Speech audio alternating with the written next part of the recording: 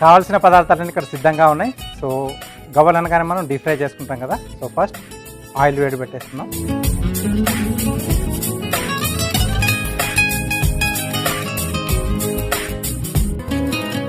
అలాగే ఇక్కడ కొంచెం వేడి నూనె కూడా పోసుకుంటాం కదా. ఇప్పుడు నేను వేడిగా పెట్టేస్తున్నాను. కొంచెం ఆయిల్ వేసుకుంటున్నాను దీంట్లో.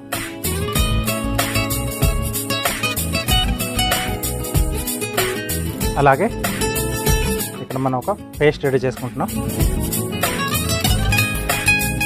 పచ్చిమిరపకాయలు,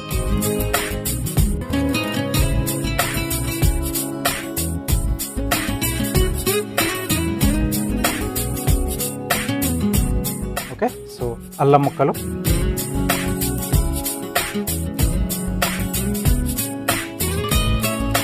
అలాగే కొద్దిగా జీలకర్ర, ఇవన్నీ కచ్చాపచ్చగా మిక్సీ పట్టుకోవాలి.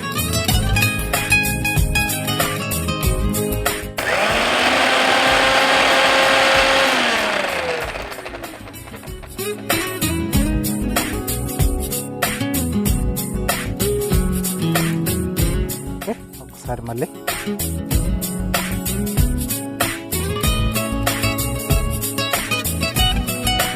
క్వాంటిటీ కొంచెం తక్కువగా ఉన్నప్పుడు అది మొత్తం అంతా అంచులో కంటుకుపోతూ ఉంటుంది. కాబట్టి మధ్య మధ్యలో మనం ఇలా సెంటర్లో వేసుకుని మళ్ళీ మిక్సీ పడుతూ ఉండాలి. ఇంకా కొద్దిగా అయితే సరిపోతుంది.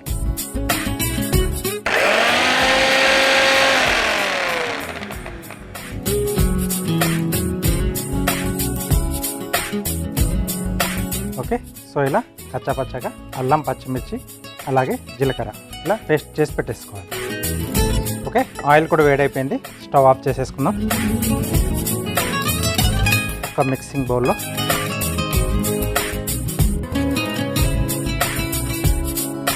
మైదా, కొద్దిగా పొడిపిండి పెట్టుకుంటున్నాను. అంటే గవ్వలు మనం వస్తునేటప్పుడు పొడిపిండి అవసరం. అలాగే దీంట్లో సరిపడా ఉప్పు,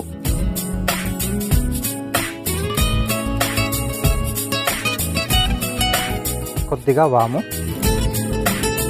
చేతిలో వేసుకొని కొంచెం అలా నలిపేస్తే మనకు ఫ్లేవర్ అనేది చాలా బాగా తెలుస్తుంది.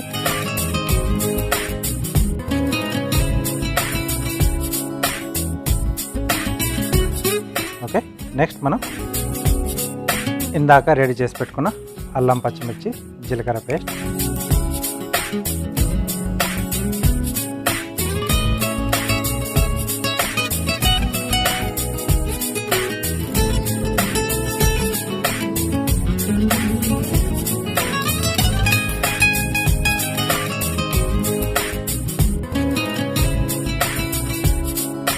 ఓకే. నెక్స్ట్ మనం ఇందాక వేడి చేసి పెట్టుకున్న ఆయిల్,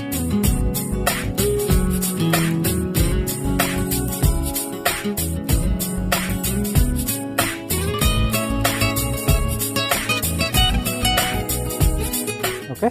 సో ఫస్ట్ మనం ఈ పిండి మొత్తం బాగా కలిపేసుకోవాలి. ఎందుకంటే నూనె అనేది మొత్తం పిండికి బాగా పట్టేసుకోవాలి. ఆ తర్వాత వాటర్ అనేది యాడ్ చేసేసుకుంటే బాగుంటుంది. ముందుగానే వేస్తే ఆయిల్ ఎక్కడెక్కడ ఉందో అక్కడక్కడ కొన్ని చోట్ల ఉంటుంది, కొన్ని చోట్ల మనకు ఉండకుండా పోతుంది. కాబట్టి ముందుగా మనం ఇలా చేతితో బాగా మెదిపేసుకుంటే పిండి మొత్తానికి ఆయిల్ అనేది బాగా పట్టేస్తుంది.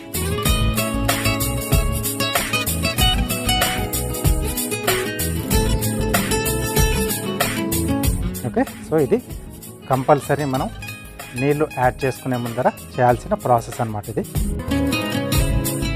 కొంతమంది అంటే అన్నీ అలా ఒకేసారి వేసేసి నీళ్ళు కూడా వేసేసి కలిపేస్తుంటారు. కొన్ని చోట్ల ఆయిల్ వెళ్తుంది, కొన్ని చోట్ల మనకు అతుకోకపోతే కొన్ని బాగా వస్తాయి, కొన్ని బాగా రావు. అలాగే ఇంకొకటి మెయిన్ పాయింట్ ఏంటంటే మనం ఆయిల్ ఇలా కలిపిన తర్వాత ఒక్కోసారి మొత్తంగా తీసుకొని ఇలా గట్టిగా నొక్కితే ముద్ద అలా ఆగిపోవాలి. సో ఇది మనకు పర్ఫెక్ట్గా వచ్చినట్టు అనమాట. లేకపోతే ఇంకొంచెం ఆయిల్ అది వేసేసుకొని మళ్ళీ కలుపుకోవాల్సి వస్తుంది నీళ్ళు యాడ్ చేసుకునే ముందు. సో అలా ఒకసారి చెక్ చేసుకోవాలి.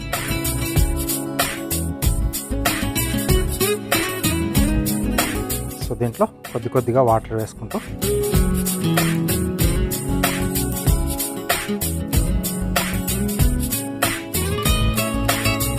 కొంచెం గట్టిగానే రావాలి పిండి.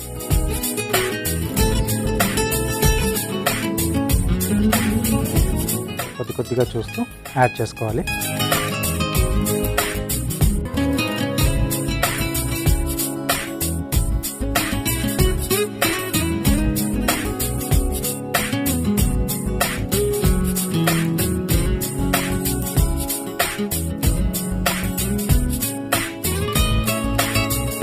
సో ఇది చాలాసేపు ఇలా కలుపుతూ ఉండాలి.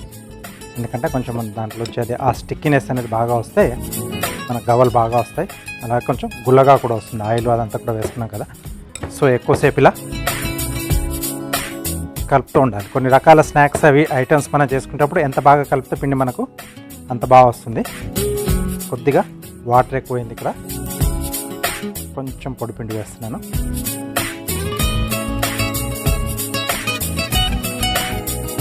వాటర్ ఏమాత్రం కొంచెం తేడా చేసినా ఇలా ఉంటుందన్నమాట. కాబట్టి కొంచెం జాగ్రత్తగా వాటర్ అది చూసుకోవాలి. అందుకే పొడిపిండి కూడా కొంచెం మనం ఎక్స్ట్రాగా దగ్గర పెట్టేసుకుంటే ఇలాంటి అవసరం వచ్చినప్పుడు వెంటనే కలిపేసుకొని డిష్ అనేది కంప్లీట్ చేసుకోవచ్చు. సమోసా లాంటివి చేసుకునేటప్పుడు కూడా ఎక్కువసేపు కలపాల్సి వస్తుంది. అలాగే కచోరీ ఇవన్నీ కూడా ఎంత అంటే మనకు చేయి ఇలా పెట్టేస్తే అతుక్కోకుండా ఉండాలి గిన్నెకు, అలాగే మన చేతికి కూడా. అప్పుడు అది నీట్గా కరెక్ట్గా వచ్చినట్టు అనమాట.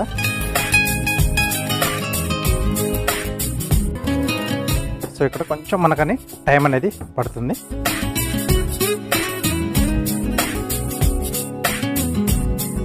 సో ఇప్పుడు నాకు కావాల్సినట్టుగా వచ్చేసింది పిండి.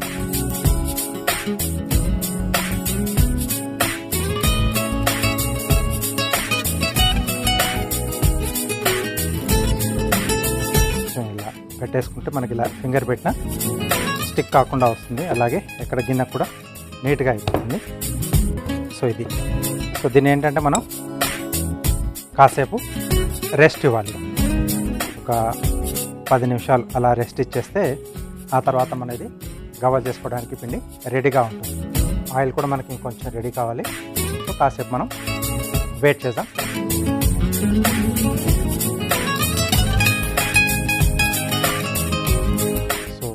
గవ్వల చెక్క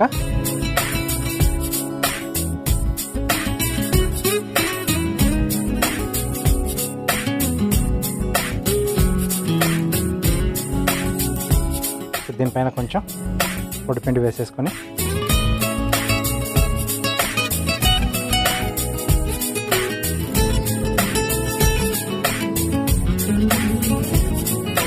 ఓకే. సో కొద్దిగా ఇలా తీసుకొని మనకి ఏ సైజ్ కావాలో చూసి ఇలా కొంచెం ప్రెస్ చేసేస్తే మనకు దీంట్లో ఆటోమేటిక్ ఇలా ఫోల్డింగ్ అనేది వచ్చేస్తుంది.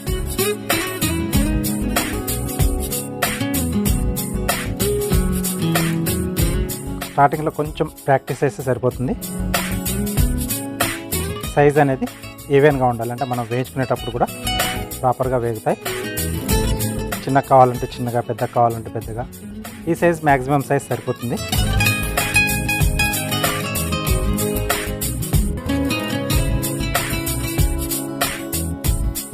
సో ముందుగా అన్నీ ఒక వాయికి సరిపడా రెడీ చేసి పెట్టుకోవాలి. డ్రై అయినా పర్లేదు, ఇవి వేయించేటప్పుడు మనకు ఎలాంటి ప్రాబ్లం ఏం రాదు. కాబట్టి ముందుగా ఇలా అన్నీ చేసి పెట్టుకొని ఒకేసారి ఒక వాయి మొత్తం వేసుకుంటే ఈవెన్గా మనకు ఫ్రై అవుతాయి అన్నమాట. మధ్యలో ఎక్కడైనా మనకు ఆ చెక్కకి స్టిక్ అవుతూ ఉంటే కొంచెం పొడిపిండి అలా స్ప్రింకిల్ చేసుకుంటూ కంటిన్యూగా మనకు కావాల్సిన చేసుకుంటూ వెళ్ళిపోవడం.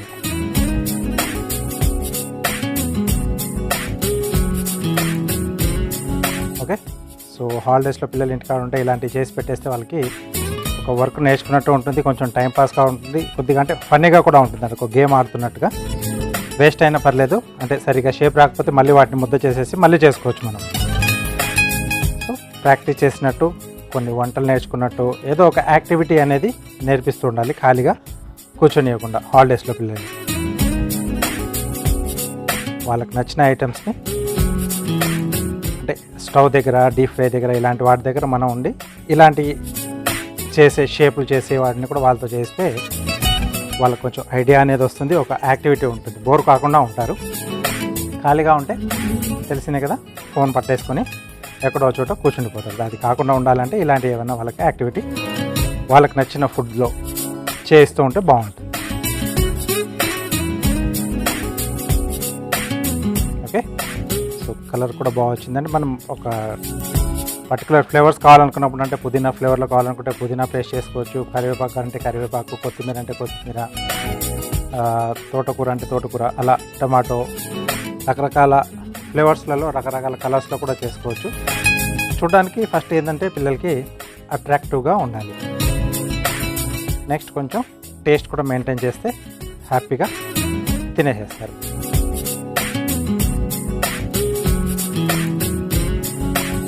ఓకే, టెక్నిక్ కొంచెం అర్థమైపోతే సింపుల్, అంతే. ఇలా పెట్టేసి ఇలా నెట్టేస్తే సరిపోతుంది, ఆటోమేటిక్గా అదే ఫోల్డ్ అయిపోతుంది అన్నమాట.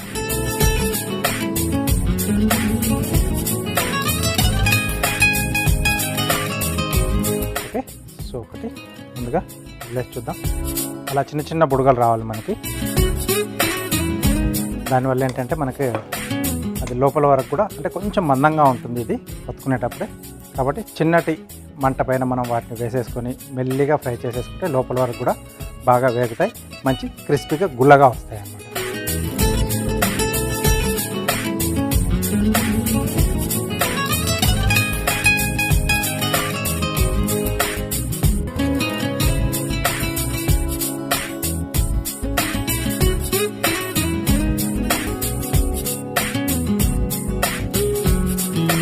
ఓకే, సో ఇవి వేగడానికి చెప్పాను కదా ఇందాకే, చిన్నటి మంట పైన వేయించుకోవాలి. సో అన్ని వైపులో మనం అలా మధ్య మధ్యలో టర్న్ చేసుకుంటూ ఉంటే ఈవెన్గా వేగుతాయి. ఇది కొంచెం టైం తీసుకుంటుంది, మనం ముందుగా దీనిని బాగా వేగేట్టుగా చూసుకొని పర్ఫెక్ట్గా వేయించేసుకుందాం. ఓకే, కాసేపు వెయిట్ చేసాం కదా, మనం చూసేద్దాం. ఎస్, చూడండి, ఇలా లేత గోధుమ రంగు రావాలి. ఇలా వస్తే మనకు అది మొత్తంగా వేగిపోయినట్టు అర్థం అనమాట. ఈజీగా మూవ్ అవుతూ ఉంటుంది. కలిపేటప్పుడే మీకు ఆ గలగల సౌండ్ అనేది వినిపిస్తూ కూడా ఉంటుంది అనమాట, గవ్వలది. ఓకే, సో ఇది కొంచెం స్లోగా చేసుకోవాల్సిన ప్రాసెస్ అనమాట. మనం స్వీట్ గవ్వలు చేసుకున్నా కూడా కొంచెం స్లో ఫ్లేమ్లోనే చేసుకుంటే లోపల వరకు బాగా గుల్లగా వచ్చేసి పైనుంచి పాకంలో వేసినప్పుడు ఆ కోటింగ్లో వచ్చి తినేటప్పుడు సూపర్గా ఉంటుంది.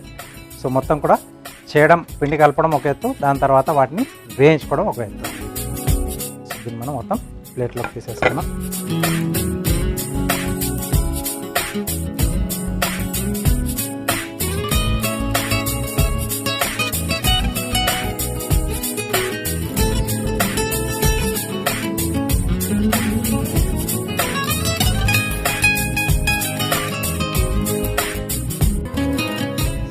తీస్తుంటే మంచి స్మెల్ వస్తుంది, అంటే అల్లం, పచ్చిమిర్చి, జీలకర్ర పేస్ట్లా చేసి వేసాం కదా, టేస్ట్ కూడా బాగుంటుంది.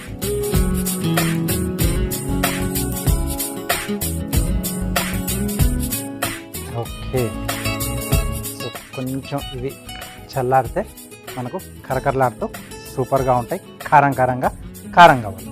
ఓకే, సో కారం గవ్వలు రెడీ అయిపోయాయి.